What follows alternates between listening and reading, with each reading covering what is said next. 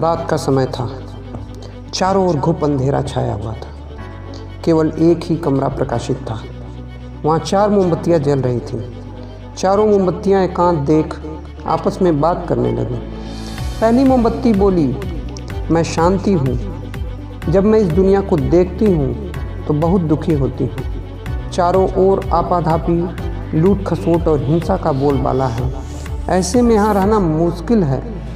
मैं अब यहाँ और नहीं रह सकती। इतना कहकर मोमबत्ती बुझ गई।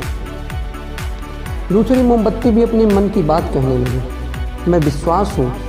मुझे लगता है कि झूठ, धोखा, फरेब, बेईमानी मेरा वजूद ख़त्म करते जा रहा है। ये जगह अब मेरे लायक नहीं, मैं भी जा रही हूँ। इतना कहकर दूसरी मोमबत्ती भी बुझ गई। तीसरी मोमबत्ती भी दुखी थी। वो बोली, मैं प्रेम हूँ।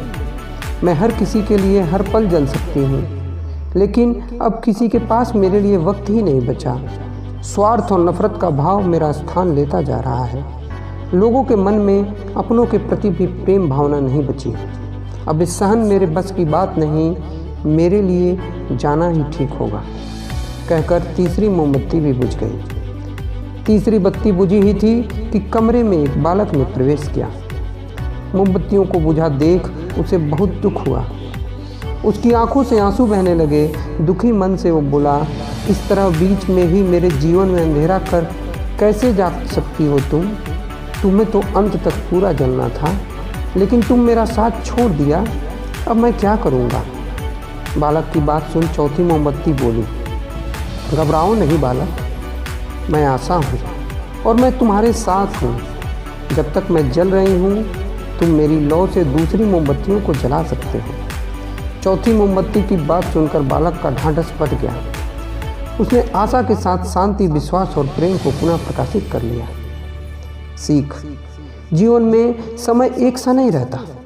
कभी उजाला रहता है तो कभी अंधेरा। जब जीवन में अंधकार आए, मन अशांत हो जाए, विश्वास डगमगाने लगे और दुनिया पराई लगने लगे, तब आशा का दीपक जला लेना।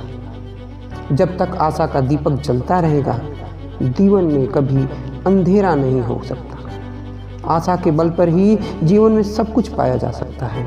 इसीलिए आशा का साथ कभी ना छोड़ें।